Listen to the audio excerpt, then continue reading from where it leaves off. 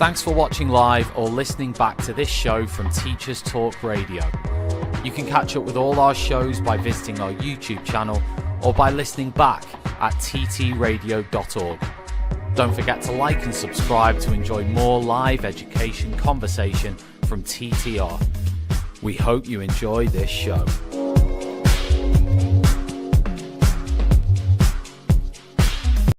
Outstanding and world-class vision and world-class this. I'm a real leadership geek, honestly. I've spent my whole career reading books and chatting to people. I just find the whole thing and the announcement, the way it's been announced, bizarre. If you could move away from a model where teachers are so intensely focused.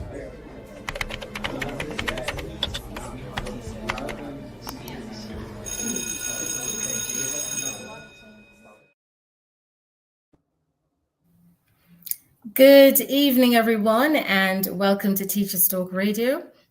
Tonight's show will be hosted by yours truly, Michelle, and the lovely Lianne. We're so honored to be in the presence of two other astute educators who's going to share their knowledge on the topic that we're discussing tonight, which is about immersive learning and the London Eye experience. So we're really honored to have Emily and Shaniqua, proud educators, I must say. And they will really help us to delve into that world of immersive learning, as I've said, the London classroom. But first of all, what does this involve?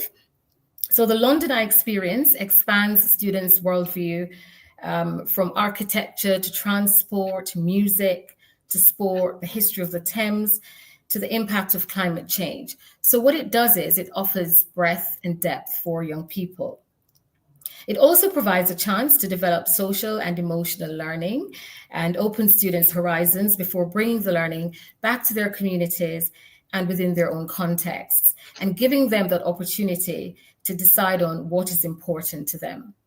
So in tonight's show, which is sponsored by Merlin and the London Eye, and yes, that sounds magical, and that's because it truly is, Shaniqua and Emily will tell us what they know about it and the offers as well. So if you're thinking about planning a trip and you're not so sure where to go with the students, just stay tuned and you will definitely be inspired tonight, and you will not have to think much further, because this is going to be one experience you do not want your students to miss out on.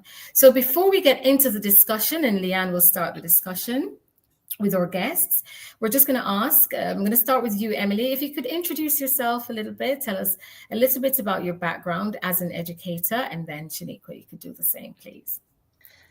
So I've been a teacher for 11 years now. I've taught predominantly around the Swindon area.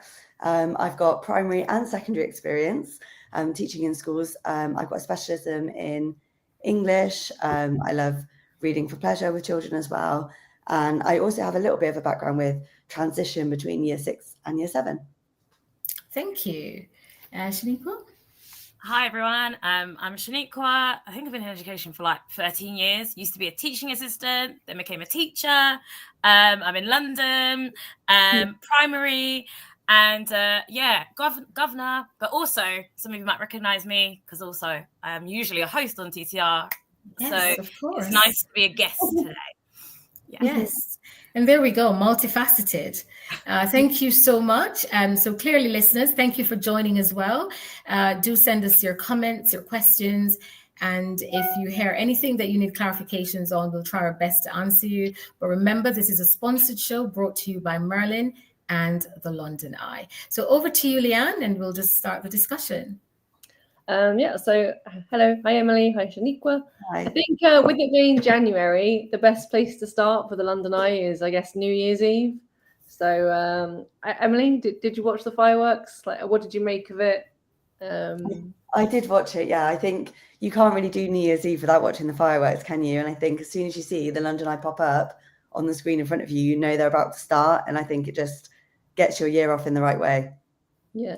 And then Shaniqua, do you think they showcase London correctly? I guess like the backdrop is like the Thames and the London Eye. And do you think that's the correct backdrop? That's the way to go?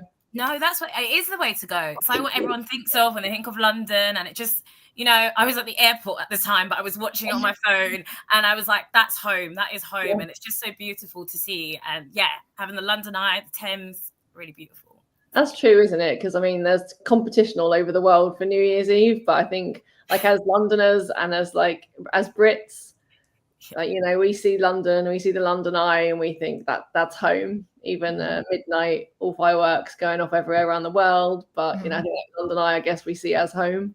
Spectacular show every year. I don't think I've never experienced a year where I think, that was disappointing. It is always different and extremely spectacular. Yeah. Do we think it celebrates the London skyline? I think so. I think I don't know about anyone else, but I can't really remember the fireworks before the London Eye was in it. Maybe I was a little bit too young, but I think it just sort of it is the background now, isn't it? Like I can't remember the before. Yeah. No, you're right. Absolutely. Fully represents it. I just think, you see everything. You see the London Eye, and I just love how the London Eye is also cool. It's just beautiful. Yeah. And also, I guess with it being named the London Eye, we wanted to ask both of you, kind of as educators and as British people, when you think of London, what do you think of? I guess mine's as a tourist point of view. Like I'm only an hour away on the train, so for me, I just know that it's going to be whatever I do is going to be a good time. I think I don't really ever go to London with a whole day planned out. It's usually just to see a show or to do one sort of activity, I suppose. And then I know I've got the rest of the day where I'll discover something that I'm not going to find back home. Even if it's the food or the activities themselves, it's not something that I can get really where I live. And it's just the variety, the culture, the experiences, I suppose, that I love about it the most. I kind of wanted to throw it. That's interesting though, because Shaniqua, you're London based, and Emily, you're not. Do you think it's more special for children out of London to come into London for a trip, or let's say Shaniqua, is it the same amount of special for London children to go into central London for a trip? I think it's just as special. I think at times it's quite fascinating, like to listen to Emily and to listen to other people who don't live in London, but they go in and they feel like it's so magical, which is great. And I think I feel like it's magical, but also I live, I don't live in the centre of London where the Thames is.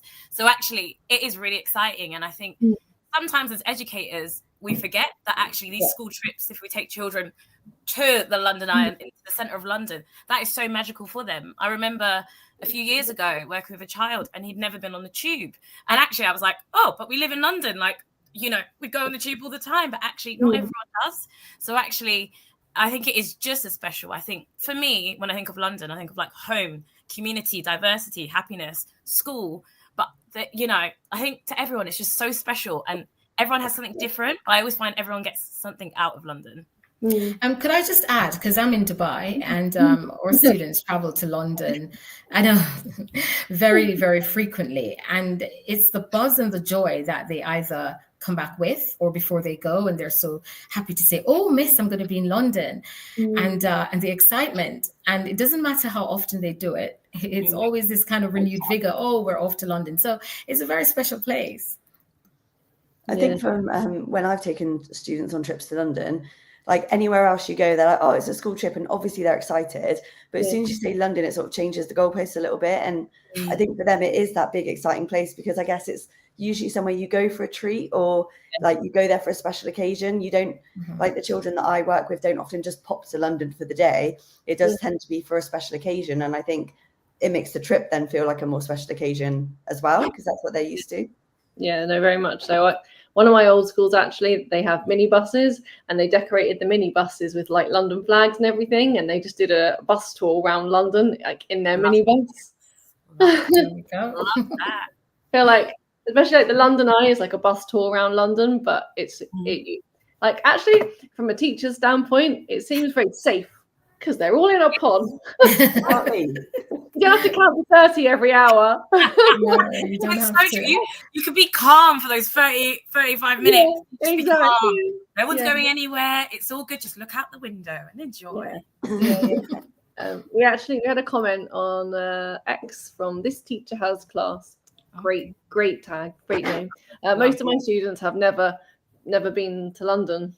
That kind of like links to what I was saying as even if you live in London, is a school trip into London special? And I guess the answer is yes. Yeah. And here's an opportunity to change that. Just tap into the Merlin experience, and there we go. Your first trip. Yeah, absolutely. Yeah, definitely look into the trips. So kind of like moving from London and Merlin and London Eye into the classroom. Have you ever used London as a hook, or as a hook for a topic? We one of the best ways we've used it wasn't even actually as a class. We took our school parliament into London, and then they were able to then disseminate that information through the school, which was really lovely. So actually, they got to go and experience the city and what it was like. We went around the Houses of Parliament, like near the Thames, saw the the skyline and the London Eye, and then they were able to tell other students what it was like, and they wrote about it in our student magazine that we had at the time. And that was like a really lovely way for us to put it into our classroom through the students' eyes rather than through us teaching it. Yeah, because I think Emily, you were saying your high school, and Shaniqua, your primary. And I feel like also in high school, but especially in primary, you have to like bring the world into your classroom sometimes. Yeah. So how do you bring London into the classroom? Do you know what's great? You can bring it in so many different ways. Like, I think, sometimes we write letters to like our local MP. We're thinking about the area, what's actually going on in the area of, London. We see it on the news a lot. So we like discuss the topics. I think, art is really great. I think this week as well, we were actually doing the skyline. So this is perfect because we were drawing that, the London Eye, going through the buildings, fantastic. the London Bridge. Yeah, brilliant. If we look at like DT, we were making bridges the other day, and we're looking at like Tower Bridge, all of that. History has been great because the history of the local area. And actually just even, we've got so much history. You walk around London, there is so much history. But even like our local like museum, there's a local park and a local museum right next to it, which goes through the history of the area. There's books that we try to read that are linked to London. And there's quite a lot nowadays. There's one, especially because a lot of my children live in a local council estate, and there's one based on a story just all about a council estate in London. So it's actually like, I remember the kids were like, "Oh my God, it's like us," and I was like, "Exactly, me too." So I think there's just so much to do with London that try and get into our work. Yeah, I think the history of London as well and the culture is so rich that it lends itself to so many different subjects, because even here we incorporate that in English, and we go as far back as Blake's London, and then when you look at the history displays and stuff, it's castles and bridges and stuff related to London, and so these students are able to partake in that as well. So yeah, it offers such a variety of options. I actually wanted to ask Michelle. Sorry to go host to host. No, but it's fine. How do you incorporate London in international schools? So it's I'm teaching in a British curriculum school. Okay. So we have that opportunity, and for example, I designed the Key Stage 3 curriculum, and there's a culture and tradition unit, and to be honest, we go all out for that one, and make sure that we introduce them to the cultures represented in the school, but also London is highly featured as well. And we try to get rid of some of the stereotypes. Of course, when you say London and culture, you can just imagine the first thing is fish and chips. So we try to take them outside of that.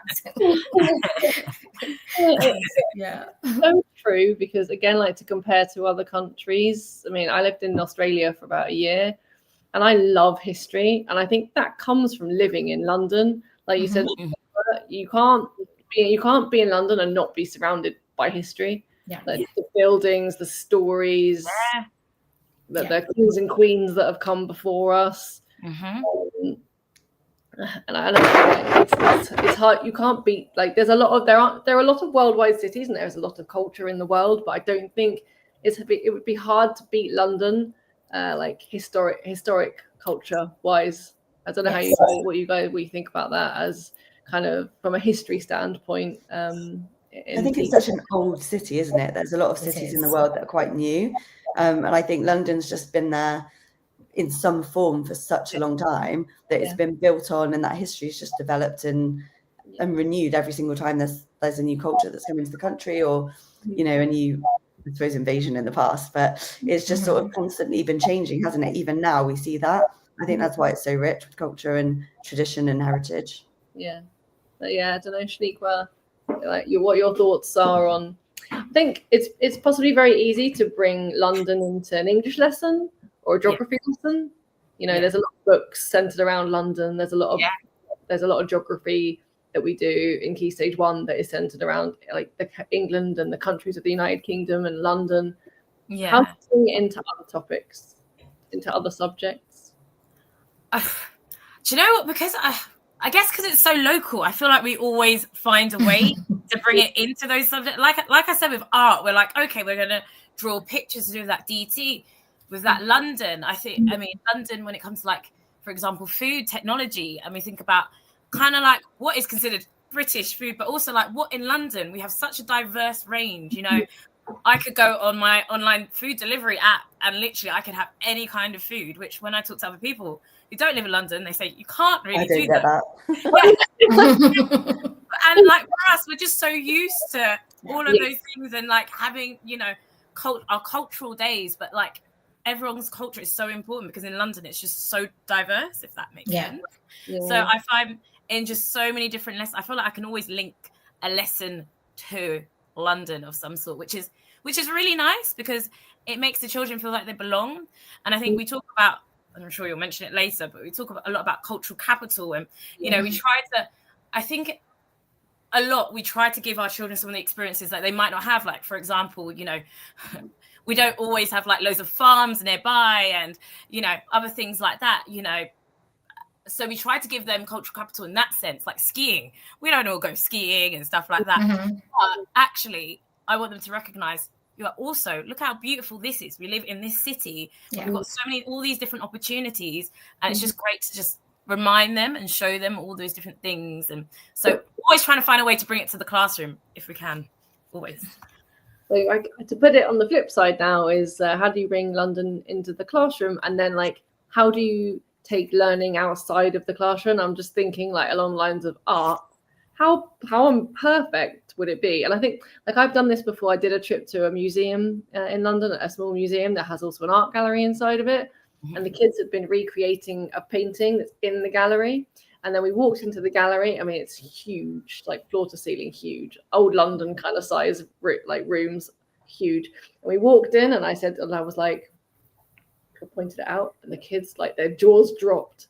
I'm just thinking, like, how amazing would it be, like you said, Shaniqua, to do an art series of art lessons where you're sketching, painting, drawing, whatever the medium would be, the London skyline, and then to take them on the London Eye, get up to the top and be like, guys, like, look, you know, we saw it on our interactive whiteboard, and look, this is it in real live color.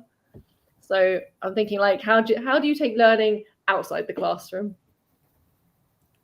Shaniqua? Firstly, can I say I'm like stealing that idea and jotting it down? Like, watching, you know what I'm gonna try and do. I mean, before I've done the whole like we've gone to an art gallery and we've drawn, and then you know, and actually then you know you come back as well to school and you write down what's happened, but also the whole jewelry. So actually, recount. Yeah, that is it. A recount, great recount lesson. But what is great is that actually what you just said. You mentioned like the skyline, and I just think that is so great to actually draw it, be outside, draw it, and then go on the London Eye, and then you know come back and you know use different mediums to finish it off. But sorry, your question was I like to talk. It was, what was it again? I think you've answered it, Shaniqua. Okay. Sorry, guys. And just before we continue, if anybody's just joining and they're wondering, what are we talking about? Are we just trying to promote London? This is a sponsored show brought to us by Merlin and the London Eye. And we're talking about immersive learning, the London classroom. So that's what we're talking about. And the next half of the show, we'll talk specifically about the offers from the London Eye. So continue to tune in and share your thoughts as well. Yeah. Back to you, Lianne. Let us know your favourite part of London, your favourite, a place to visit in London. Yeah, so I guess, Emily, like the question is, you know, immersive learning. How do you teach in a pod on the London Eye? I think, like, I'll be honest, the art lesson was the first one I was going to say. I think there's just so much there, isn't there? Like, because you are essentially, you know, as was mentioned earlier, the children can't go anywhere. You kind of have a captive audience, which you should have in a normal classroom, but a pod just feels more captive, doesn't it? that I think because it's 360 as well, you can talk about the city itself. You could do photography in there, which is something that maybe they can't normally do because near your school you might not have anything photography worthy in the same sense. You can talk about history. I think as well it's just talking about geography, even seeing it with their own eyes. We talk about things like how a river meanders, and we talk about how cities are built up around the river and why, and they get to see that with their own eyes. I think it depends. Well, I suppose it depends what topic you were teaching at the time, but you could do anything really, couldn't you? Even the fact that it's 360. I know some of the children spin in a circle and they think that's 360. To know that it's all the way around you, it's just endless, really. I think you can connect it to anything. There's maths in that, isn't there? Actually, there's maths everywhere, isn't there? Always maths. Yeah, I think Shaniqua, literally, as you said, cultural capital. I was writing it down. Sorry. No, good hosting. Like they always throw around these like phrases through education, don't they? Yeah. And like the phrase of I've had like wow words in the past, and now like the phrase of the moment. One of the phrases of the moment is cultural capital, and I guess like with London, like you said, there is culture on your doorstep in terms of cuisine. Even like Let's Go Cuisine, there is culture on your doorstep in London. Yeah. The thing is as well, like with cultural capital, I've always understood is that cultural capital starts with you. Yes. So for example, let's say for Emily, like cultural capital for you or for your children would actually be Swindon. How do you get them to like relate to London, to feel that London is a piece of them as much as, let's say, Shaniqua or myself would be able to? I mean, I think Swindon's a funny one because it kind of is the commuter town for London. So we would, and we did Isambard King and Brunel's from Swindon, and he built one of the tunnels in London. He built the railway that went from London to Bristol. So we've got that instant connection of mentioning it within our curriculum because it is part of Swindon's history. If London wasn't there, I don't think Swindon would be the built-up place that it is now. We are, we're there because of London. So I think it's quite easy for us to have that connection, and it does start when they learn about Brunel, I think, and go from there. Do you think your children feel a connection to the capital city, like to London? I think they do in the sense that it's exciting. Like we said earlier, like for them, going to London is something that, because we are only an hour away, a lot of them do it as a treat. It's just showing them how they can explore it when they're not doing that. And I think that's where we bring it into the classroom and we show them the other parts of London, not just those big skylines, but the other parts of London that they can see as well, the different foods that they can get, the different places that they can go. And I think that is really important because although Swindon is a town, we've got a lot of rural schools where they maybe don't see lots of different cultures and they don't see lots of different backgrounds. And I think London's a really excellent way of showing them as well how there are, these melting pot cities in the UK that cultures all learn from and derive from each other, because we don't necessarily have that everywhere here. Okay.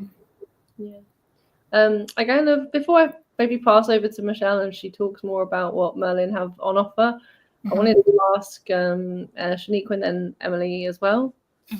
Let's say you're on the London Eye, you're in a pod. If you could see any part of London from the London Eye, which part of London would you like to see, or which monument would you like to be able to see? Oh, this is a great question. It's a great question. And it's going to sound controversial. It's going to be controversial. But I'd like to see the Tottenham Hotspur Stadium. And not necessarily because I love Tottenham Hotspur, but because I'm from Tottenham. And actually all my life I grew up across the road from that stadium. So that shows me where I'm from. That is actually just shows me my area. That's me. And also if ever I'm with the kids, that's where we're from. That is our local area. So to be able to point out, so no football fans, come after me, please. Yeah. Like an advert for cultural capital. Yeah. They can tweet and tell us about their own experiences and what they would like to see. It's fine, Shaniqua. That's what you would like to see. It's okay. Emily? I think for me, I've heard that you can see Windsor Castle from the London Eye, and that's what I'm really desperate to see. One time I went and it was too cloudy, and last time, I'll be quite honest, I I didn't even know where to look. So I think next time I'd love to be on there and see Windsor Castle, because I'm fascinated with castles, and I just think that'd be incredible to know you're seeing that far away. Yeah, that's really cool. Fantastic. That'd be a wow moment for a kid, actually. Like if you could explain the maths and the distance, I feel like there's that maths again. There you go. I think that's Lianne's passion. No, unfortunately not. I wish, but yeah, that's really cool. I didn't know that. There you go. There's a great tidbit for our listeners. When you go on the London Eye, look for Windsor Castle, and I'll be jealous of anyone who's seen it before me. Yes, and tweet us back or X us back that you saw exactly. Maybe I hope it won't be too cloudy. Maybe we could run a poll for people that go. Yeah, see who can see what. Which flag was flying? Yeah, lots to learn from that. So once again, if you're just joining, remember this is a sponsored show brought to us by Merlin and the London Eye, and we're talking about immersive learning, the London classroom. And so far, we've learned about Emily's and Shaniqua's experience of London from different perspectives, and we can all conclude that yes, London is rich and vibrant when it comes to culture and diversity, and therefore it's something that our children should experience.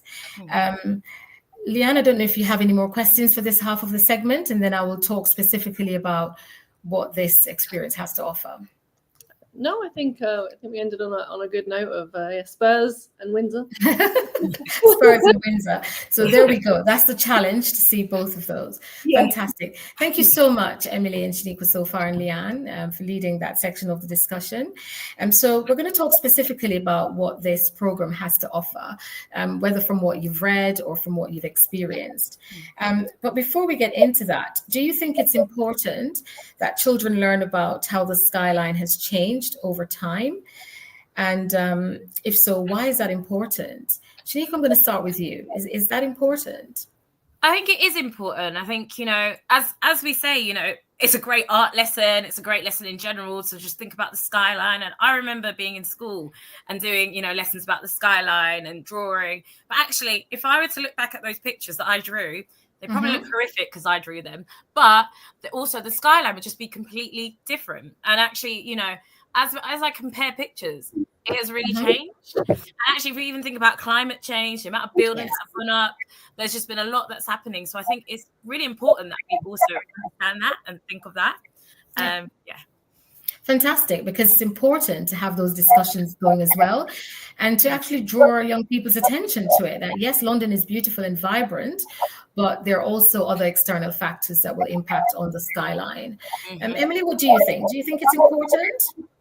I think so. I think because you're not just looking at, I think I mentioned earlier, like the history of who settled there and how that's changed it, but you can also talk about technology and how quickly technology advances. So when the London Eye was built, or when the Shard was built, or the Gherkin even, what technologies had to change in order for that to happen? Why are these buildings now being able to appear that we were able to 20, 25 years ago? I think it just opens up a conversation into why these changes are able to happen as well. Thank you so much, Emily. And there's a little feedback as well, Emily. You probably want to just look into that. I don't know if anybody else can hear it. There's a slight feedback, but we can sort that quickly. Thank you so much.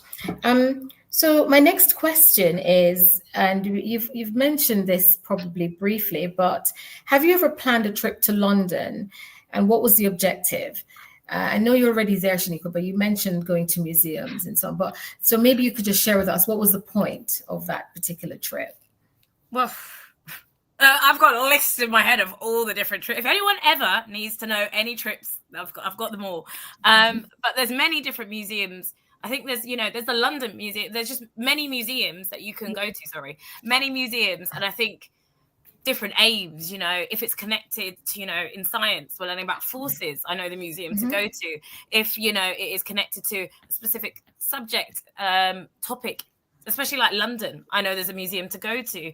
Sometimes I think what's great about London is it's not even just museums. We've got gardens we can go to. We can go on a river cruise, which is great on the river cruise right by the London Eye. It's a great little trip to do. You've got the zoo. There's so many different things that you can see around. And even, there's just so much. So honestly, even the theatre, as I think Emily mentioned, going to, so much. And I remember actually taking a group of A-level students to the British Library to give them that experience of research, and they had to sign in and get their little cards and go and follow the protocol, and they felt so grown up. So it's lots to do. And it's Emily, a nice library. Can I just say that's a really nice library as well? Wealth of information. Wealth of information. Emily, have you planned a trip? And if not, what would be your ideal trip? What would the itinerary look like for you? So I actually have done 2 trips to London. Fantastic. We actually did a whole school trip to go and see Matilda on the West End. It actually started our whole school year. So we did a hook day into, or was it Matilda? Or Charlie and the Chocolate Factory, actually. I think I went to see Matilda. We went to see Charlie and the Chocolate Factory. We all dressed up. It's coming back to me now because I dressed up as Veruca Salt.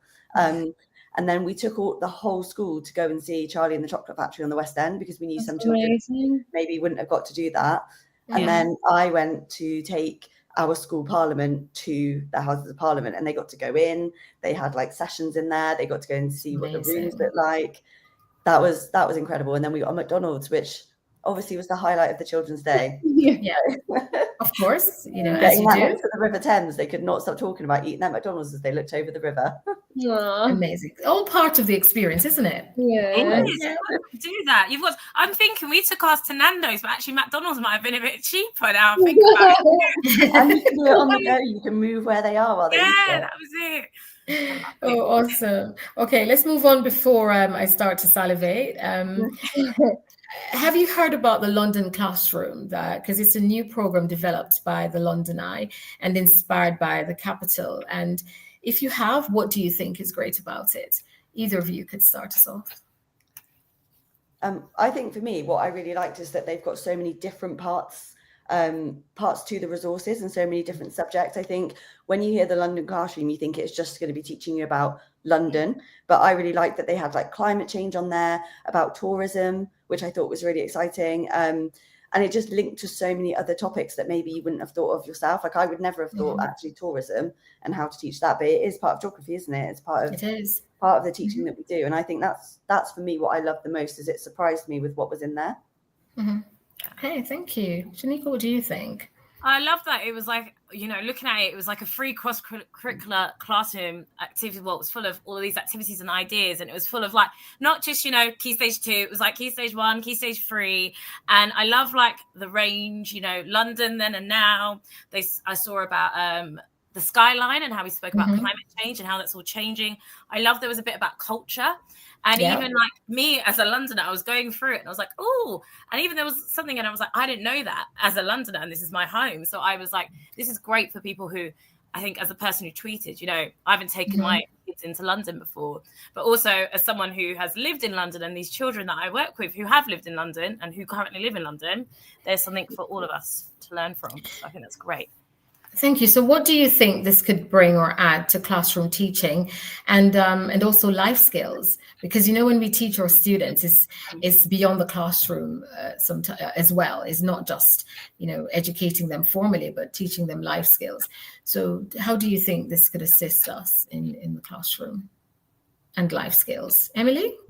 I think it just makes it a bit more real, doesn't it? When we teach those skills, we want them to see that it's something they can translate into real life. And I think by doing it in a city that they know and they're aware of, they can relate it to something that they know. And then the life skills are things like in tourism, they can understand about like getting around London. They can see about the tube or the bus. Like that's part of tourism, isn't it? How you travel around. And I think even if you look at the math side of it, you look at money, what you would pay for, and it's all of those life skills that we talk about all the time with them, but actually maybe they don't use them or they don't know how to use them. If they live like near me, some of them have never got the train or wouldn't even know what the tube is, and teaching them that gives them a skill that they wouldn't necessarily get from where we live, but they can learn about ready for when they go somewhere a bit bigger and they have to actually use public transport, maybe pay with an Oyster card that they wouldn't have ever heard of. It gives that real life experience, I think. Yeah, fantastic. Shanika, what do you think? I definitely agree about a more real life experience. So I agree with Emily. And I think in the sense of children who don't live in London at all, but also children who do, but actually that they can relate, that there's stuff that they can relate to. Because I find so often, sometimes my children are like, we can't relate to this. This is, this is unrelatable to us. But actually, this is stuff you can relate to. And actually, they feel a sense of, I know this, like I have this knowledge. And actually seeing the children feel like they do have this knowledge. And like I said, not all the children do go to these places. So actually giving them a sense of, how do we behave? What do we do? Even, I think some of the stuff I saw could spark good conversation. Like if you link it to what tube station is there by there, and also the tube etiquette, which is really important as a Londoner, where you go. So just all of that. Even looking at the skyline, as I said, there's a resource on there with the skyline, and it goes through what you see on the north of the skyline, the east of the skyline, the west of the skyline. Because I think when we see a skyline picture, we always usually see the same picture. So even just seeing that and the different views and be able to talk, and some of the children be able to tell us where they've been. And also if I'm planning a trip, let's go there, let's go around there. I just think there's a lot that it brings into, class that we can Fantastic. Use. And develops those self-management skills, as you mentioned as well, where they have to be able to regulate their emotions as well. and make sure that they're also very much aware as well and not get lost and stick with the group. Also like so much teaching nowadays is done through technology. And a lot of the kids' lives are spent like this, like looking down, and it's so important to get them out of the classroom and looking up and looking around. And I think the immersive classroom, it's amazing. I think it's good to teach in the classroom, maybe the facts, the theories, but then the immersive classroom, it gives them something you can't really give in a classroom. So much of classroom life is spent looking at a screen, and I just think it's so important to immerse them in London life. And I think Merlin and the London Eye, they're really offering a great experience and opportunity for teachers to do just that. And I was actually going to talk a little bit about technology, Lianne, because we know that nowadays you could actually have an immersive experience in the classroom with AR and VR. So what's the difference? I mean, it's probably fairly obvious, but what makes it special that they could actually go out and experience that? And please go ahead and share your thoughts on that, rather than having a headset and watching it. Like Shaniqua said, you're also surrounded by people and the public, and that's that element of PSHE, of independence, that you don't get on a headset in the classroom. You're still in your classroom, you're still in a very safe space. This takes them out of it kind of plonks them into real life London, really, and you don't get that with a VR headset, I don't think. Definitely not. And it stimulates the senses, the tactile sense and the smell. You can't get that. So it's so important that they do get this opportunity as well, because they're missing out. Now, earlier on, Lianne talked about teaching in the pod and what that would be like. But from a more personal standpoint, what would you teach in your classroom in the sky? I would probably want to go down the creative route and get them to write a poem inspired by what they could see around them, and maybe a particular form, a ballad or an ode or something. Ooh, ode to London. Oh, beautiful. So I'm now picturing it. I'm thinking, should I go back and plan this, Michelle? I love that. Ode to London. Ode to London. Very romantic. I need to copyright that immediately. Shaniqua, what would you teach ideally in the pod? Just picture it. What would your classroom look like? I'm really having to think about this. I'm like, there's so much we could talk about. The history. I was like, I'm going to steal your idea, poem. And then I was like, writing. Actually, I do. Do you know what? Because I think I get quite emotional about it. And I just think it is quite a great opportunity. I'd be doing it with PSHE and actually linking with English as well, and kind of going through, how are you feeling? Like, I just think it'd be a good moment for us to actually go through our feelings, zones of regulation, what is going on, and actually just, enjoying the moment and, holding those memories and sharing, seeing if we can make any connections to anything in the past. Because I just think it's just such a special moment. Not everyone gets to go on the London Eye, and I wish everyone could.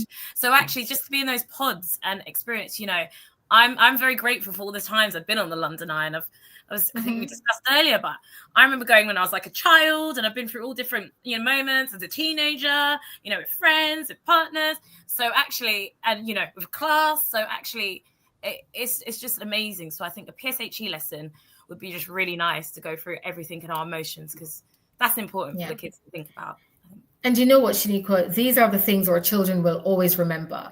That is it. They might not remember the essay that they had to write and some of the facts that they had to remember, but they will remember that trip with Miss or Sir to the London Eye. Yes. And they will proudly tell their children, oh, when I was 12, I was in that pod writing Ode to London. I think like one of my like things I tell trainee teachers is that kids don't remember lessons, they remember experiences. Yes, that is That is so true. And you can have experiences in the classroom, but it's almost like you're talking about PSHE. It's like it'd be almost like an out-of-body experience to like stand in the pod teaching a lesson. Like in the clouds above London. I mean, amazing. That's great. You can point out all the different areas and be like, where would you like to live one day? You know, where would you like to live? What job? There's Houses of Parliament. You know, I know some children in my class want to work in the House of Parliament. That's where you'd be working. There's Scotland Yard. There's this place. So I just think amazing. Fantastic. Emily, we'd love to hear from you. What would be your ideal classroom in the sky? I think I've always been year 6, so I think for me they've learned about all the different history of London as they go through school, like, you know, whether that's through learning about the World War II, the Great Fire of London, you know, all of those, Brunel, as I mentioned earlier, and where he's got it. I think I would always turn the Thames into a timeline. So as they have the Thames, what happened along the Thames that were all the different parts of history, and they can actually see it kind of happening in front of them, rather than it being this abstract idea of the history that happened, right? Where on this Thames, this physical timeline that we see, where did that happen? The gunpowder plot is literally right in front of you. You know, that happened there. Where can we go from beyond that? Buckingham Palace, when did that become Buckingham Palace? Rather than just someone's, you know, second home. I think that's what I would do. Fantastic. The Thames timeline. What a wealth of information there, and a burst of creativity. I love it. And for those of you who are just joining us live, remember, your students can experience these things, and we're talking about our ideal classroom in the sky. You can make that a reality. You just need to tap into Merlin and the London Eye experience for immersive learning, the London classroom. So it is a possibility. So we're not just talking about a dream or desire, we can make it real.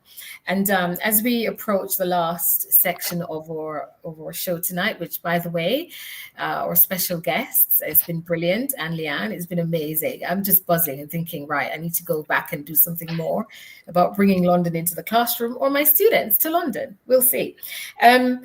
So I'm just going to ask a little bit about resources, and I don't know how much you've been exposed to the resources, but if you have been, if you could tell us a little bit about the provision and the perks of being a part of this community. I'm going to start with you, Emily, because what have you experienced in terms of resources, or do you know of the resources that exist? Yeah, and I think like we said earlier with the resources, like I like how different all of the topics that they're on. I think for me, one that stood out, which I don't know if maybe it's a bit niche to stand out for, was the one where it was about the boroughs of London, and saying the 32 boroughs, because actually that's something I think I could pick up and show the children that I teach as well, because Swindon has so many different areas of the town, and I don't think even I know them all. So actually we could look at London and the map of London, and then actually how does that translate to here? What are the different areas like? So I think there's some really surprising resources on there that you can not just use about London, but actually then use as a comparison to where you live. And then it opens up London even more, doesn't it? To show how it's more relevant to the children that we teach when we're not there ourselves. So I just think, the wealth of different resources that are there are really useful. So anybody who's listening, just join the community, and then you'll be spoiled for choice. That's what we're trying to say tonight. Shaniqua, do you want to add to that, or you're still tapping into it? I think I'm still tapping into it, but actually from what I've seen, I've really enjoyed a lot of the stuff. And I think I really like the London then and now stuff, because I just think, you know, I think for especially the children in my class, we see a lot of the now. So actually seeing the then and linking it back and having those discussions, I just think that forms a lot of discussion. And actually then I found that even when we do it about the local area and then parents talk about the history, that forms a great discussion. So then actually having, you know, the range go a bit bigger, I just think that's great. So there's some great resources there. So if you are in London, but if you're not, still great resources. So. And thank you. Go on, Lianne. I'll say what Emily said about there being resources about the boroughs of London. I think when we think London, we think central London. Yes. Part of the primary history curriculum and geography is local area. Yes. Now, like, I mean, I work in Barnet. My local area is not London, it's Barnet. Yeah. Okay. Yeah. And I think, you know, we always go online, we're like, local area resources. They're hard to find sometimes. And some teachers, they teach in an area that is not actually their local area. So I think resource-wise, actually, that's amazing, because that sometimes is the hardest part of history to teach, is the history of the local area that you teach in, actually. So to have a resource that talks about the boroughs of London is brilliant. Yeah. Awesome. Thank you so much. And that's a lovely segue into my next question, because, you know, we're focusing on London, but how can this experience expand our students' worldview? Because London does not exist in isolation. So how can this expand on their worldview? Shanika, want to start us off with that? How does that take us beyond London? I guess you just start to think, hopefully you start to compare in my head. I like to think we'd start to compare elsewhere, what is going on, what is outside of London. Like for us, I'm always thinking about what's in London, but then what's also outside, you know, what is similar as well. I think, you know, with my children, we think of, you know, sometimes we talk about, you know, in a movie, when you see London, what do you see? And they'll be like, Big Ben, House of Parliament. And then what do you see if you're in New York? And then what do you see? And, you know, all those comparisons. So I think, you know, with us, it would just be comparing. Yeah. Compared to other cities. And then we try to convince them that it is the greatest and the best. We'll edit that bit out. Emily, what do you think? I was going to go down the same route, really, as I think I mentioned earlier about comparing it to other cities, that actually London has all this history. Some other capital cities don't. I mean, if you look at, Dubai, for example, is so new, isn't it? Very new. It's showing them that comparison. And even in the UK, I think they see London as this huge city, which it is. And then if you look at the other capital cities of the UK, like Cardiff, I'm half Welsh, so I love going to Cardiff as well. Cardiff is actually quite small in comparison, and it's showing them at a capital city like London has so much, and how different it can be to other capital cities, not just even in the world, but in their own sort of, well, for us in our back garden, you know, Cardiff's only an hour away from us as well. Edinburgh, even the history of Scotland actually is so unique compared to England, but I don't think the children realise that. I think even just looking at the 4 main capital cities of the UK is a really interesting place to start for their worldview, and seeing the world beyond England into the UK, I think is a really great start. Yeah, I completely agree. And also, I think it's a fantastic opportunity to show students the connections that London has with the rest of the world and the diversity as a result of that, because it's due to these connections why we have this diversity and multicultural city. And I think it'd be really good. And also, it's okay to use it, especially for older students, to trigger a debate about some of the historical past, even.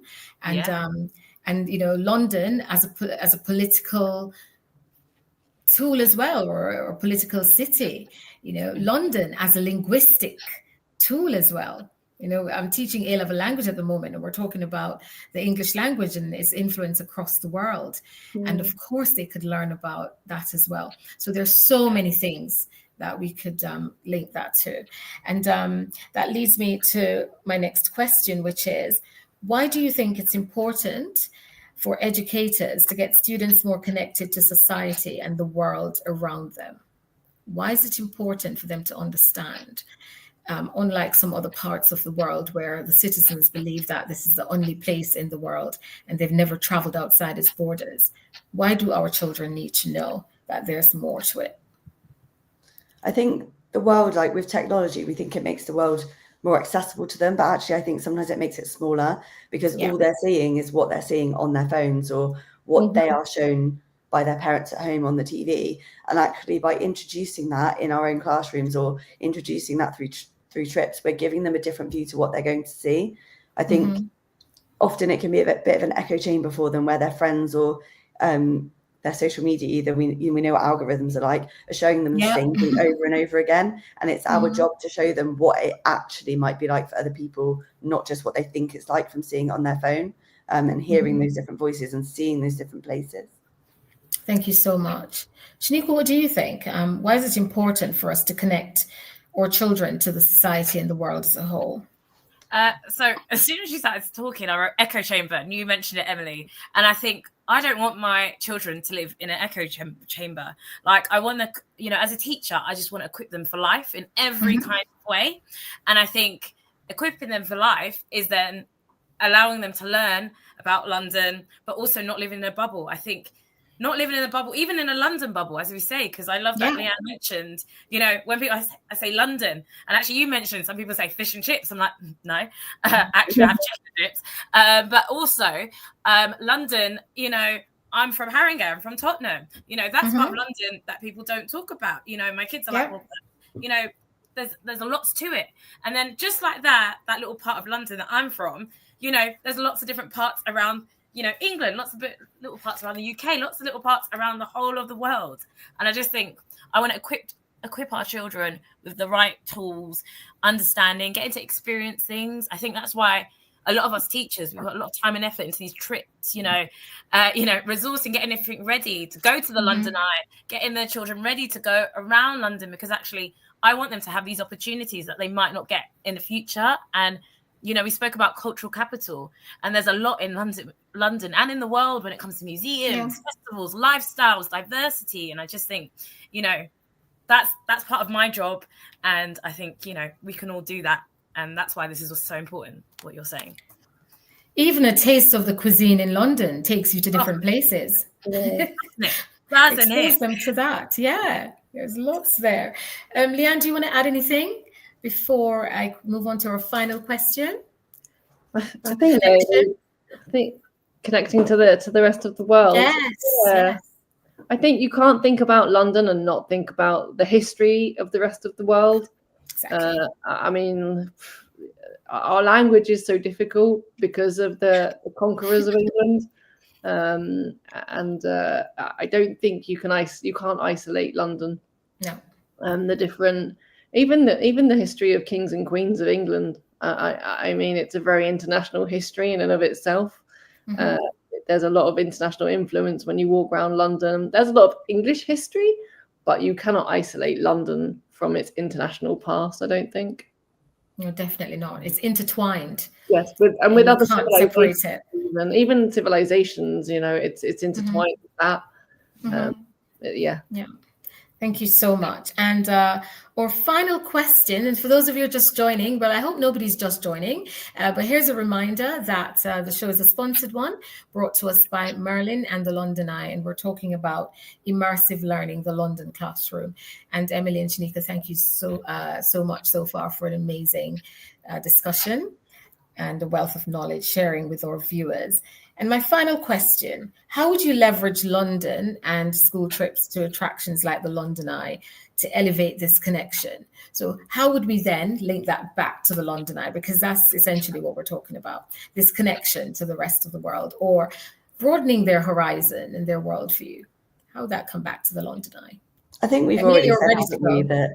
Yeah, I know. You're literally broadening their horizons by showing them the horizon of London, aren't you? Yeah. And I think there's so much scope, as we said. It covers, when you're in the London Eye, you can cover any subject, the maths that we keep mentioning, the art, the geography. I think Shaniqua said about PSHE earlier as well. It's just the possibilities are genuinely endless. And I think you don't always get that with a school trip. I think some of them are quite narrow because the topic that you're taking them for is very specific, or the reason you're going is very specific.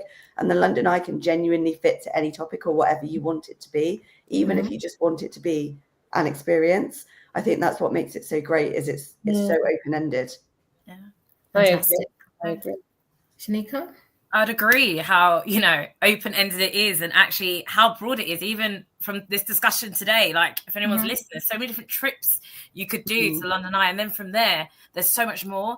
If anyone knows around the area, there's so much. You could be on the London Eye and then go across the road, you know, walk across. You've got the aquarium, you know, you've got Shrek Adventures. You know, you could just be on the Thames River. You know, there's the Tate. You've got so much going on. You've got culture, you know, even street entertainment. That is it. I remember last year where literally teachers, when it was the teacher strikes, that's where people would meet, right by the London Eye. You don't be inciting a rebellion, young lady.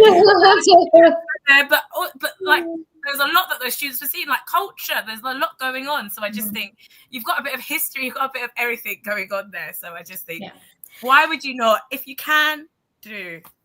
Great. And I was just thinking, even beyond that, I would even bring it right back to the London Eye, and I would introduce them to the mechanisms and the physics behind it, and the invention of the wheel. And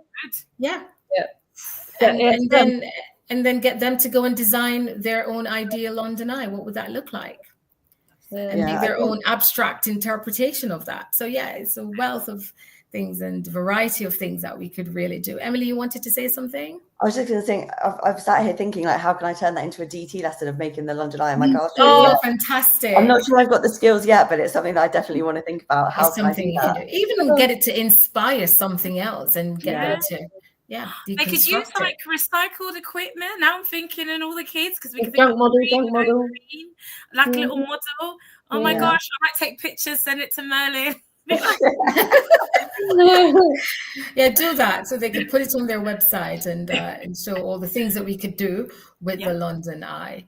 Well, thank you so much again, ladies, for a wonderful show. Very informative, lively discussion, lots of creative energy flowing through all of you tonight. I love it. And I'm actually going to go and seriously think about some of these ideas. And those of you who are listening, I really hope that you will log onto the website. That's the Merlin and the London Eye experience, and see what they have to offer. Don't shortchange the kids. Let them experience this as well. Lianne, thank you for being a brilliant co-host. You're welcome. And so thank you all. Thank you, everybody, for joining us tonight, and we'll see you on our next show. Have a lovely evening. Outstanding and world-class vision and world-class this.